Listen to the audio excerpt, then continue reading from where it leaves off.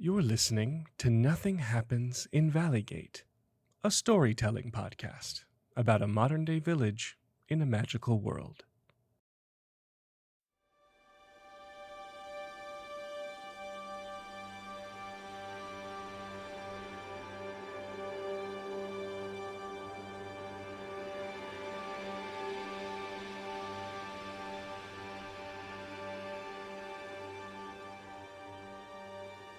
It's been hot in Valleygate. Very hot. But as any dad will tell you, it's not the heat that gets you. It's the humidity. And we've had no shortage of that thick, sticky air of late. When you go outside, it's like you're swimming in molasses to get anywhere.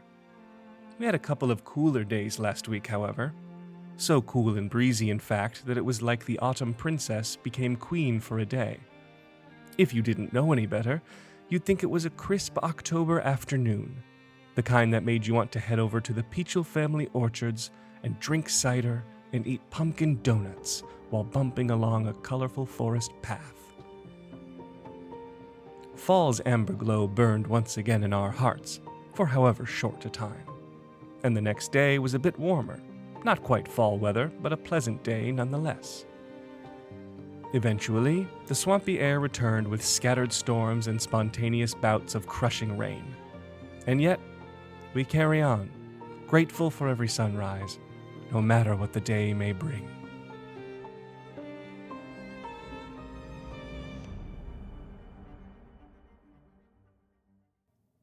Annika Cindersilk jolted awake to a gentle tapping on the window of her truck. It was early morning, no later than 7 by the look of things. Drool had cemented her curly brown hair to the window, and when she pulled it free, she jumped at the mustached face of Chief Charlie Goose peering at her through fogged glass. Blinking through bleary eyes, she rolled down the window and squinted against the bright morning sun. "Good morning," said the guardsman with the tiniest hint of amused sarcasm. Annika didn't know how to respond, but to remain silent seemed a poor choice. "Good morning," she managed, but with a bit more enthusiasm than she'd intended. "Is everything okay in there?" the man asked. Annika looked about the cabin of her truck, searching for what he may have seen to elicit such a question. But when she realized it was her face flushed, and she sheepishly responded, Yes. Sorry, all good. How are you?" The guardsman regarded her with an unwavering disappointment, colored by the tiniest shade of pity, for a few moments before speaking again. "I'm fine. Thank you," he said. "Just wanted to make sure you were all right. I saw you sleeping in your vehicle as I passed by this morning." Relief washed over Annika's body like the shower she desperately needed. "Thank you, sir. I'm fine. I just got into town late and—" "Hey," the man said, raising his hands to stop her talking. "It's none of my business. But try not to make a habit of it. There are plenty of inns in town, and if you're short on gold, the Blanket Fort will take you in for a couple nights for free. Just tell them Chief Goose sent you. And if you're looking for a cup of coffee, the Shepherd's Nook Cafe is just up the street." "Great. Thank you," Annika said, still settling her nerves. She'd never known a guardsman to be so helpful.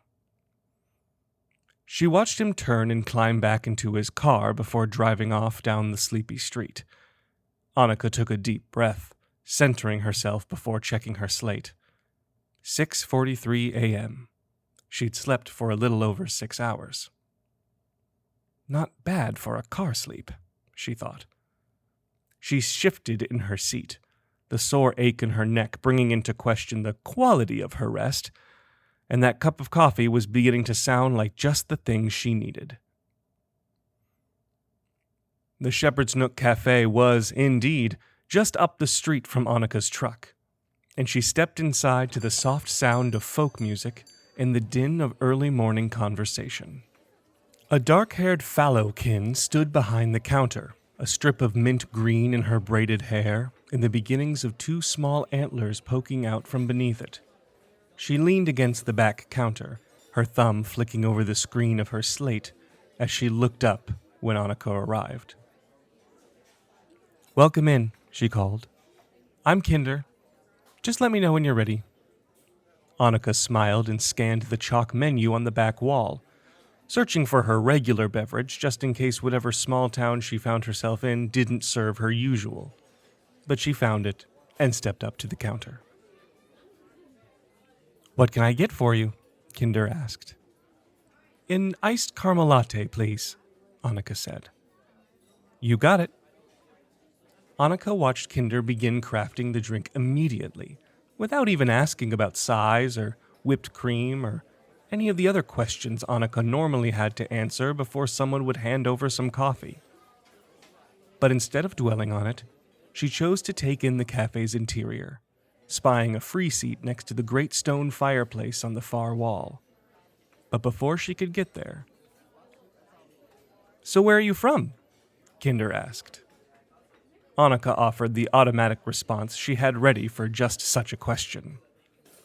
"Dusk Harbor," she said, though that wasn't really true. "Oh my, you're a long way from home.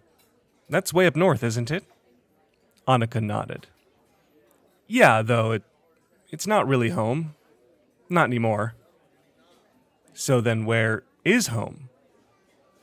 "My truck," Annika said flatly. She slid onto one of the stools at the counter. "I run a mobile bookstore, so I've been all around the corridors over the last few months." "Ooh, interesting. What's a mobile bookstore?" Annika had explained what a mobile bookstore was more times than she cared to admit.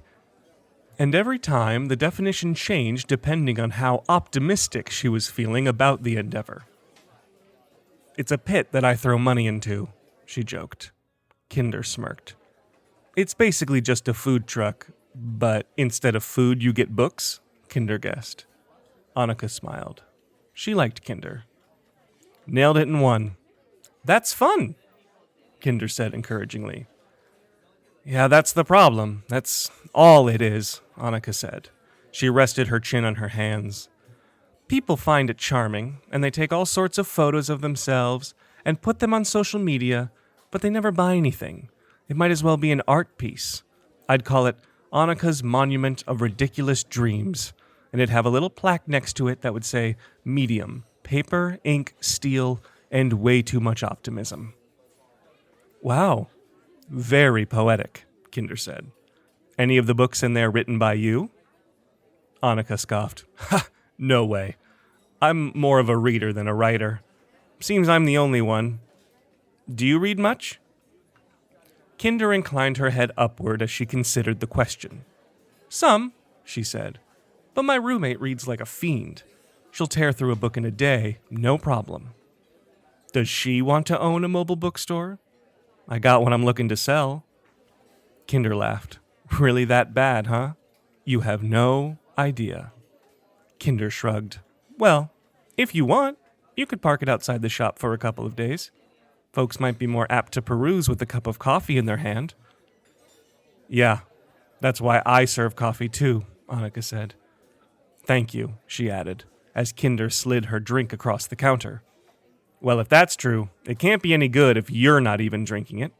And I mean no offense, but the Shepherd's Nook has the best coffee in all the corridors." Annika considered the offer for a few moments. She'd planned on driving the rest of the way to Port Gloria that day, but this town seemed as good a place as any to set up shop for a bit. And she had to admit, as she sipped her drink, letting the smooth caramel melt on her tongue, Kinder was right. The coffee at the Shepherd's Nook was way better than anything she served. Port Gloria would still be there in a few days, she thought. She might as well stay. "Yeah. Okay, if you're offering. But what do I owe you?" "To park outside?" Kinder said. "Nothing. Consider it an investment. For the latte? Well, I'll throw that in the deal too. If your shop is half as charming as you say it is, I'm sure I'll get more folks through my door because of it. Come on in for a drink whenever you'd like." Annika pulled her brow into a look of bewilderment. I can't let you do that. At least, let me pay for the coffee. Girl, by the looks of you, you haven't had a good coffee in a very long time. So drink up, take a shower, and be back here by noon, or else you're fired. Kinder gave a kindly wink to punctuate her words. Annika grinned and felt the warmth of Kinder's kindness fill her stomach, just as the rich flavor of the iced coffee cooled it. She checked into an inn, not the blanket fort, but a curious little cottagey place called the Several Sons and Daughters Inn, showered off the stench of road and desperation, and put herself together for the day. It was a welcome change of pace to put a bit of thought into selecting an outfit and brushing her hair. She'd been traveling for the best part of 3 days, which left neither reason nor motivation to do much upkeep in regards to personal hygiene. Then again, self-care was never one of Annika's strengths. The truck rolled to a stop in front of the Shepherd's Nook sometime around 11:30. Annika was shocked to see the streets of so quiet a town busied by folks walking here and there. Several gave her truck a curious eye when they saw the logo for the Little Bindle Bookshop painted on its side. On any other day, Annika would have arrived hours prior to opening to set up the truck's interior before anyone laid eyes on it, but she hadn't expected to open today at all, and as such, she felt the keen sense of being watched as she unlatched and unfolded the gate.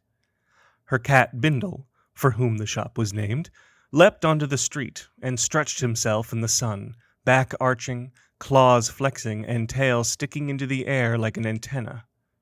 He then sauntered into the open door of the Shepherd's Nook Cafe as though it were a place he'd been 100 times. "Nice to see you, too," Annika muttered to herself. She set to work, removing the straps that held the rickety old shelves upright and prevented books from tumbling off during travel. Very little had shifted on the mountain roads, a surprise considering the damage a medium-sized pothole in the city could do. An involuntary sigh of relief slipped between her lips, as it often did, when she saw the glass case against the back wall that still stood despite its age.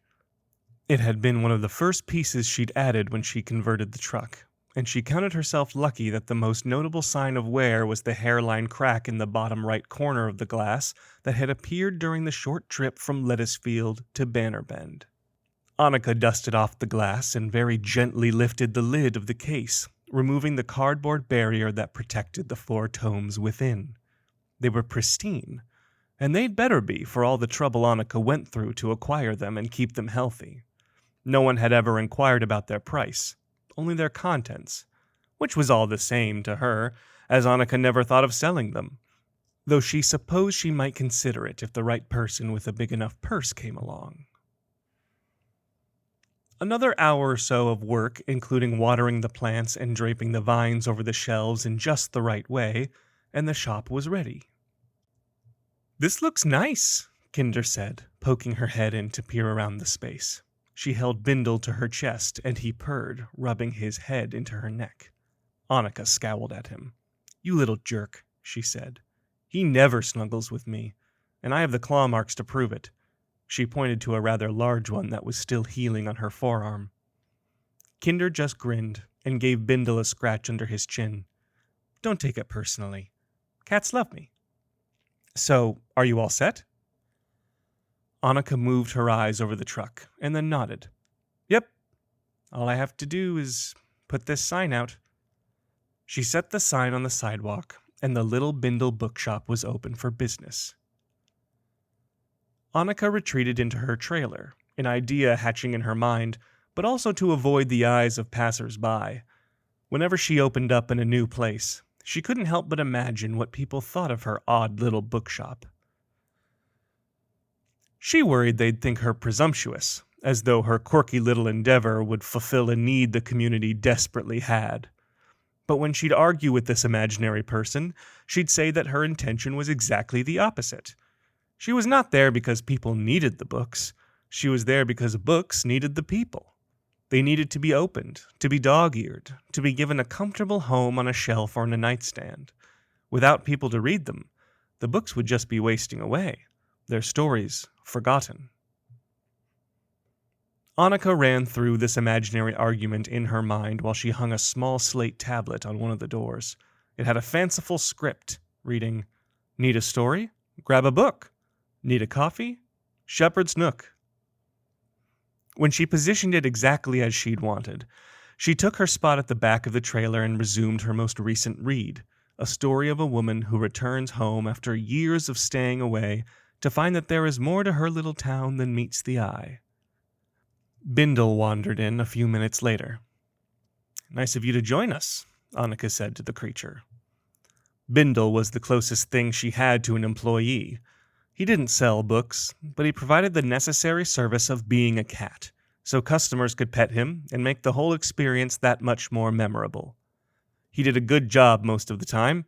If nothing else, he was at least usually on time for his shift. The first couple of hours passed slowly, a few customers finding their way into the trailer and remarking on how unique and clever all of it was. But of course, they didn't buy anything. At least Bindle got a few pets out of them. More time went by with no sales, and Annika's despair had grown to fill the trailer. She resolved that it was time to sell it, and the shelves, and the books. "Maybe you too," she said, scratching under Bindle's collar. His eyes blinked slowly at her, betraying a troubling knowledge that she would never get rid of him, no matter what he did. "Excuse me." Annika looked up to see an ashen-skinned giantkin woman, her icy blue hair woven into an impossibly long braid. She was stooped over so she could fit in the trailer and smiled politely with a stack of 3 books in her hands. "Where can I purchase these?" Annika just stared for half a second before shaking off her surprise and setting her book beside her. "I can help you," she said. She pulled her slate from her pocket and scanned the 3 books with it. They were a curious combination. The first was a campy romance novel set in the dwarvish city of Grimvault called A Minor Inconvenience by Opal Catchcrust. The second, an adventure story called Tempest Riders, centering around the quests of an adventuring party of the same name who wound up saving Silverdawn from the clutches of a terrible white dragon. And finally, an atmospheric mystery novel in which an owlkin detective must solve the murder of an elvish man who washes up on the shore of a sleepy coastal village, all the while fielding the rumors of supernatural activity. This one, called The Salthaven Conundrum, was the third in a series written by Kendra Sailorskull, a name Annika was sure to be a pen name. "I've been meaning to read this one," Annika said, handling A Minor Inconvenience. "Have you read any of Opal's other stuff?" The giantkin nodded vigorously. "Oh yeah, I love it. I know she can be kind of over the top, but," she shrugged, "they're fine reads. My favorite so far has been A Sordid Affair." Annika's eyebrows raised. "Isn't that one fairly spicy?" A bit of pink showed through the gray of the woman's cheeks, but she gave a slight nod and a mischievous grin. "Oh yeah, probably too much." Annika leaned in. "Let's be honest. You can't have too much." They shared a little laugh as Annika finished up the transaction. But grateful for the company, she found herself continuing a conversation where it would have otherwise ended. "Do you live here in Valley Gate?" she asked. "Mm-hmm," the giantkin said. She gestured towards the Shepherd's Nook. "I live above the coffee shop with my roommate Kinder." "So you're the one that can tear through a book." "She said that?" the giantkin asked with a roll of her eyes. "Yep, but she didn't tell me your name." The woman held a large gray hand out for Annika to take. "Castle," she said. "I love that name," Annika said. "I'm Annika." "It's good to meet you, Annika. Your shop is adorable, and honestly exactly what I needed. The bookstores around here take some time to get the most recent releases, since we're so far up in the mountains, so you're really doing me a favor." A warmth pervaded Annika's chest. "Really? How long does it take?" "Could be days, or weeks. You never really know.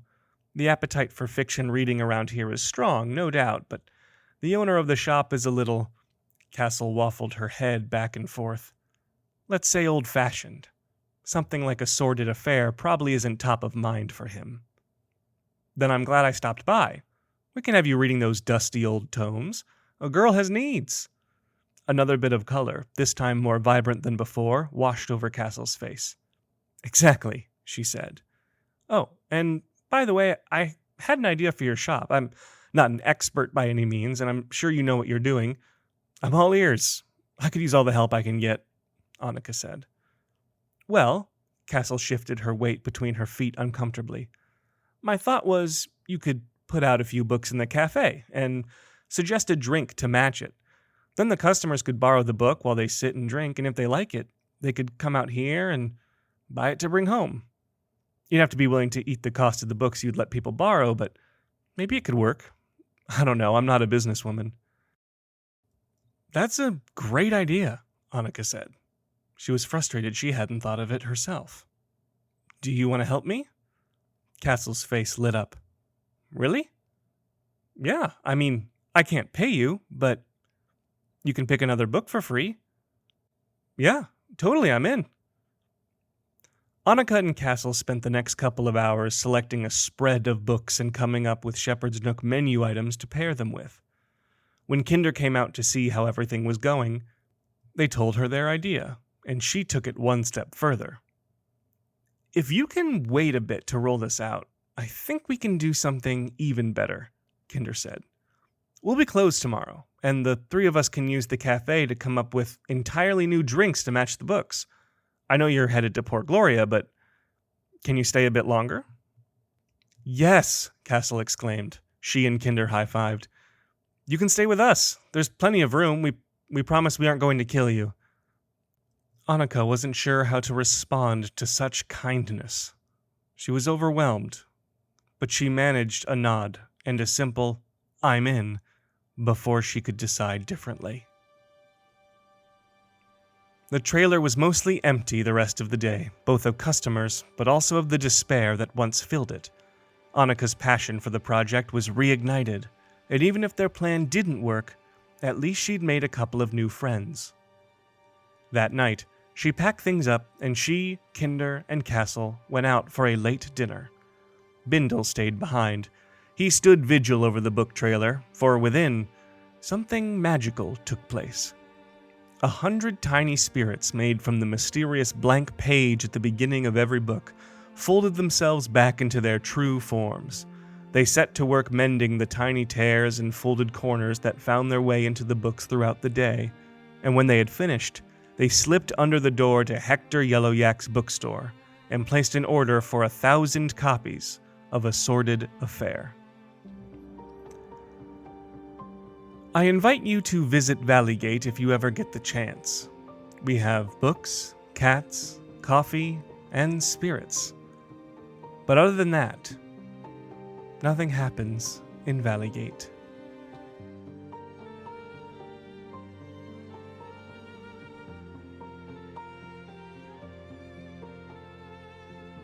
This episode of Nothing Happens in Valleygate, The Little Bindle Bookshop, was written by Josiah Duff, with the assistance of Brianna Steiner.